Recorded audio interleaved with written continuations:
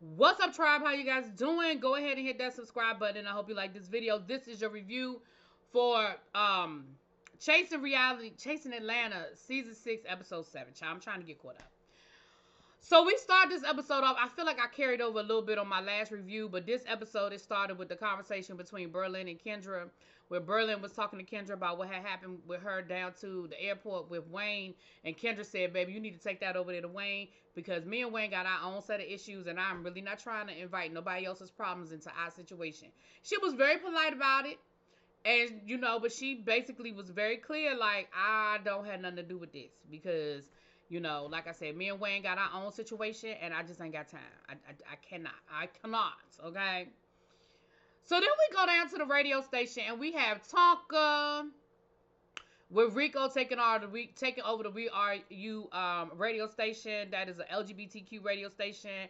And so they doing the morning show down there, and it's funny. Rico said, "Listen, Tonka and I talked about doing, a podcast. So maybe this will be like a little, introduction, a little, audition situation to see how it's gonna work out." And they were talking about their new music. Rico's got music dropping. Tonka, of course, has this song that his ballroom song that is cute. It's really cute, y'all. Y'all need to go check it out. Go down to the Apple Music or Spotify or wherever and go on and just get it. Wherever you get your music from, just go on and get it. So they talked about their new music and stuff, and then they got to talking about support, and they were saying how Atlanta doesn't really support the artists like they would want them to or need them to, and I think that's valid. But I also feel like when you're an independent artist, it's hard as well. Certainly an independent LGBTQ artist, and Rico raps hard. Like Rico sounds like mystical when he rapping, right? And so I like Rico's style of rap. You know what I'm saying? I've enjoyed it since I first heard him on that other show, on that other place. Damn. But I can understand being frustrated as a independent artist dealing with that. Like I get it. I could get it. Then they got to talking about dating and in the LGBTQ community, and Rico said something that some people found controversial, but I didn't. I understood what Rico was saying. Rico was saying that they were talking about DL men, and Rico was saying, it's hard for that DL men should not be villainized because these are just men who are afraid to come out. And not always, but again, I'm not talking about every single example. Please don't leave a bunch of examples under my video of all the DL men that y'all know, okay? I'm just talking in general, okay?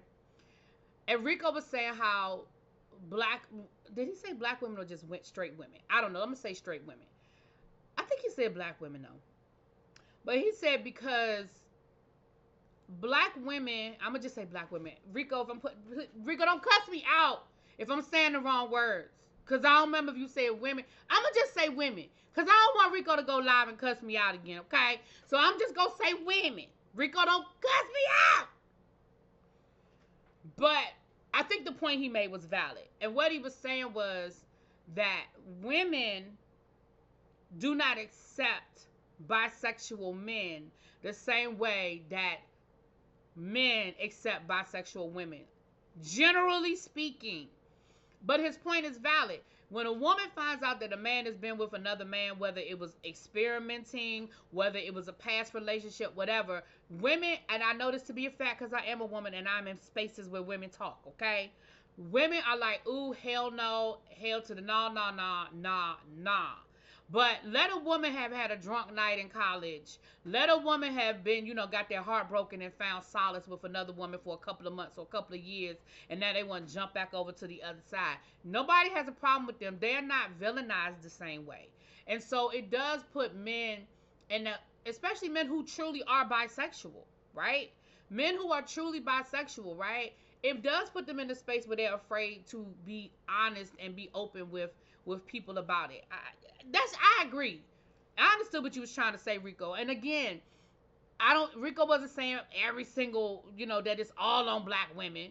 Because black men do it to each other as well. We know black men, "Oh, you gay." They still use that as an insult. "Oh, you gay. Oh, you gay." I deal with it all day long with my students where I'm trying, I try to tell them, listen, stop doing that. Stop making it like it's an insult. Like it's like stop using it like you joan it. You know what I'm saying? Anyway, moving right along. Um, so then we have Oliver, Dominique, and Tony. Tony is doing a photo shoot for a brand that Oliver is endorsing, I guess, or ambassador for. And so he brought Tony on to, represent for the big girls. And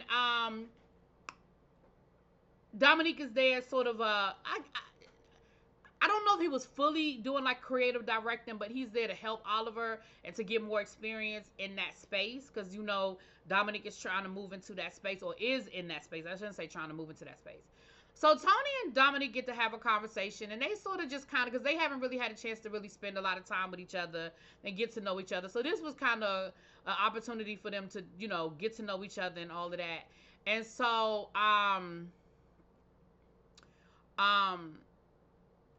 they just kind of were talking about the group and the dynamics of the group. And Dominique was like, listen, I'm almost at a point where I don't want to be around the group anymore because, the Wayne situation really shook me because I just didn't understand how it got there. I'm going to defend myself, but made me feel some kind of way, and he was saying, it's just at a point where he's just tired of all of that, back and forth, and he's kind of just over it. And Tony was like, listen, at some point, people just got to figure out to leave the past in the past. At some point, people just got to let it go and leave the past in the past. Excuse me, I'm sorry. Kane, the next scene we see Kane doing his podcast, which is cute. Kane is entertaining. I think if Kane were to be consistent with his YouTube channel, it would be very successful. And that's all I got. So then we see Willa and Seven. Willa is doing Seven's hair. And, they're talking and they're having girl talk. And I can appreciate the fact that Willa is going to hold you accountable, okay? Because Seven started talking about friendships and people being good friends and people reaching out and talking. And she was sort of talking about some of the things that they discussed at their round table. And Willa was like, but girl, you don't let people be a good friend to you. Because, like, when you get in your feelings or when you're going through something, you run off and you disappear. So you can't be mad at people for not reaching out to you or not talking to you when you don't make yourself available for that to happen. And Seven had to take accountability. I still don't understand what the fuck she got on in her confessional, but do you, girl, do you. But she did take accountability for that aspect of her personality, and she said she's trying to do better. They talked about family acceptance, and Seven was expressing the problems that she's having with her family accepting her transition. She said that her grandmother refuses to, call her by her new name, refuses to respect her pronouns, and that it's been really, really hard.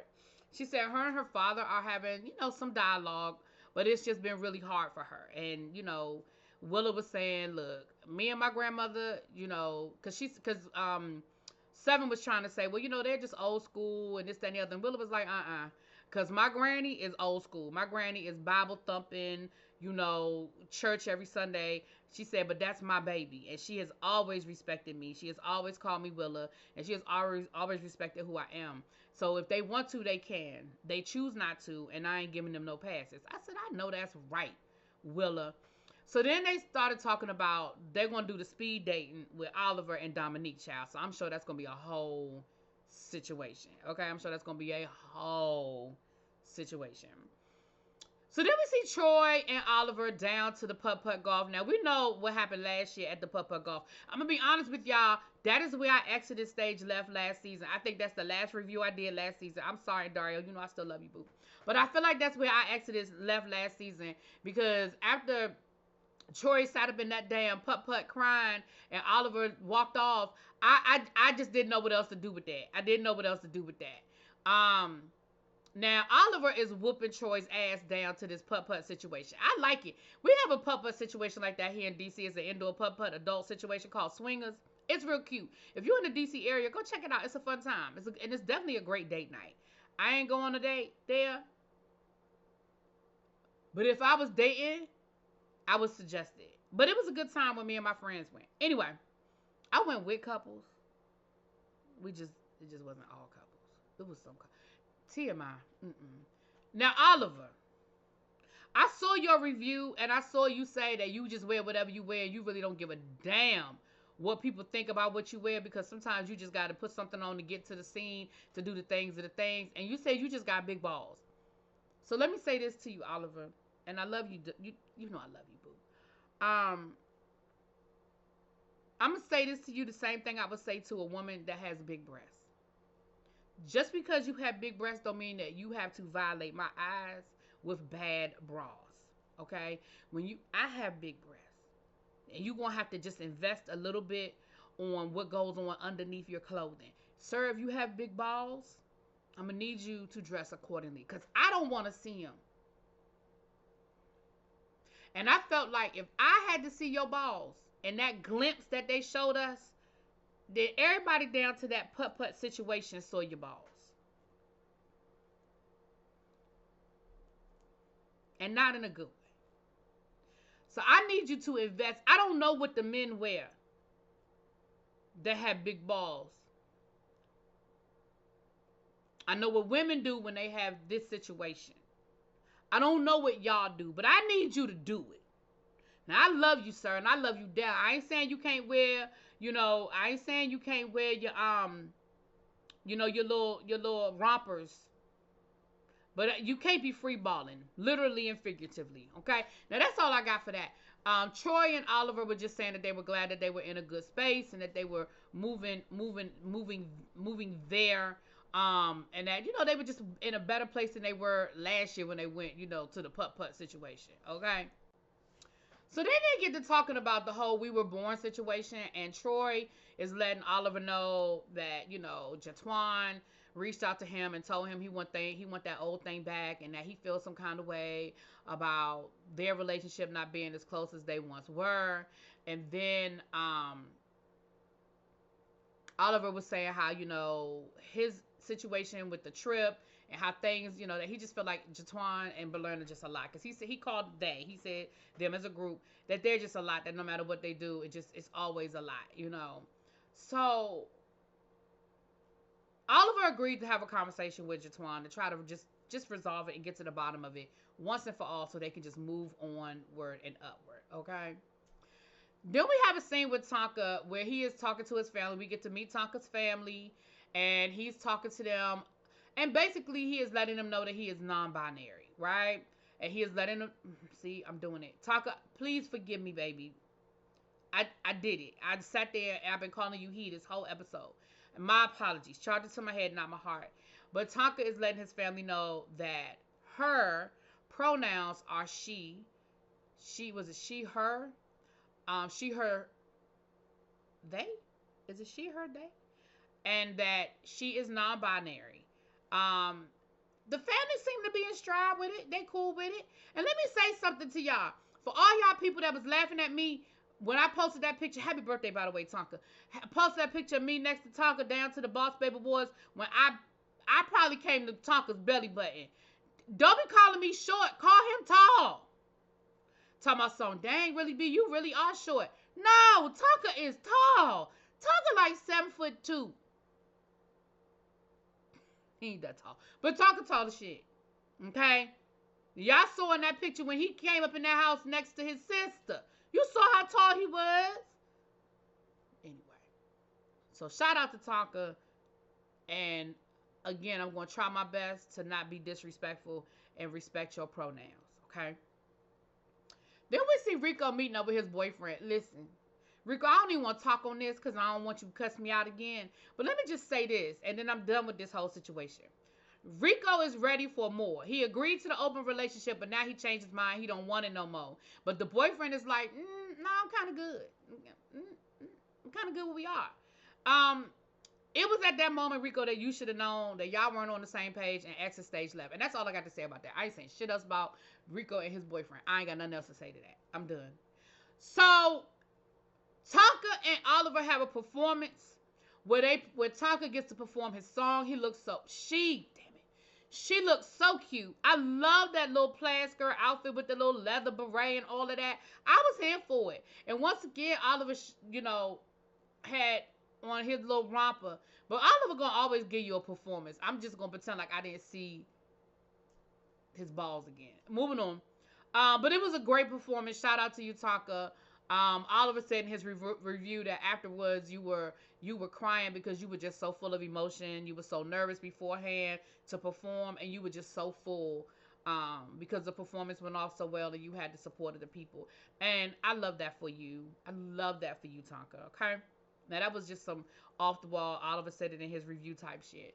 But let me get back to this episode. So Jatwan thought that him and Oliver were gonna have their sit down in this moment, and Oliver got into his Uber Black and took his ass home. That is what he did, which left Jatwan out on the street talking to Kendra, who once again told him, "I'm not the person you need to be discussing this with."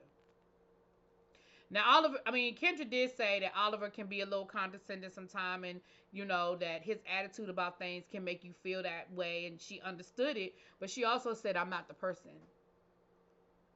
that can help you with that." The person that can help you with that just rode off in the Uber Black. Now, let me give y'all a little behind the scenes tea for those of you who don't know. Most of y'all do know, but for those who do not know, while they were filming these scenes, In the Mix with Twixt was actually coming on every week, right? And so there was a lot of, y'all know how this shit goes. Just like we're doing right now. You got people recapping the show. You have people going live about it. You got people going over to TTB and Trace Raw and all these other places where they're telling their story. They're telling their version of events, right? So there was a really, really nasty live that went down on TTB's channel. I don't remember the name of the live, or I will tell y'all where to go find it, because I honestly don't remember. TTB might repost it. Y'all know he good about that kind of stuff. So he may end up reposting it. But it was a really nasty live where Jatwan, Oliver, Darius were all on the panel. Jatwan and Oliver got into it, and it got very nasty, and it got very disrespectful. Jatwan and Darius got into it, and again, very nasty, very disrespectful. Oliver's mom was in the chat. Jatwan, in my opinion, was disrespectful. Now, and Oliver's thing was, I'm not getting in that. Like, I can't, like, if my mom, Jatwan said that Oliver's mother started with him. I don't know who started it, but what I do know, and it's just the way I was raised, this is who I am. I don't know who started it, but in my mind, that was still Oliver's mama, and I'm just not going there with somebody's mama. But that's me. That's me. So, between Oliver agreeing to sit down and talk to Jatwan, that live went down. And at the end of that live, Oliver, you could hear it in his voice, Oliver was done. Oliver was done. So, Oliver felt like, this ain't the time or the place. Even if I wanted to have the conversation, this ain't where it's going to go down. Number two, I'm not interested anymore. I feel like it was said, and I'm not doing this with you. I'm not giving you any more of my energy. Okay? So then we see Seven and Rico down to the award show. They were both nominated for awards. Neither one of them won, but listen, they were in the room, they were nominated, and congratulations for that. Drew was down there with her ex-boyfriend. She said, "We trying to see if we can circle the block. We trying to see if we can bring this old thing back and see if we can make it do what it do." Rico was there with his man. Well, at the time, his man. And they was doing what they do, okay? So then we go down to the park, and we sort of have a reunion of the OGs, right? It's Kendra, it's Jatwan, it's Troy, it's Berlin, and it was supposed to be Oliver. But Oliver let them know he wasn't coming. He wasn't interested, and he wasn't coming. Because, again, I feel like Oliver in that moment just did not want to be around Jatwan. I think it was really had a lot to do with Jatwan. So they did talk about them being OGs and, going back to season 2 and all the things that, they did as it relates to chasing. And then they did get into Oliver and Oliver being aloof and Oliver being condescending and Oliver this and Oliver that. Because again, J Twan wants this moment. I don't know what it is that. I mean, does J Twan like? Do you want to fuck Oliver? Because I'm just not sure why you are giving Oliver all this. I don't. I'm confusion about why you giving Oliver all of this. And I don't feel like it's everybody. Oliver feels like it's everybody. I saw something he posted today, and I think Oliver feels. And again, I don't know all that's going on behind the scenes. So let me preface by saying that I don't know all the things that are happening behind the scenes, group messages, texts, things that don't make it on the show. But on the show, I do not feel like everybody is coming for Oliver. I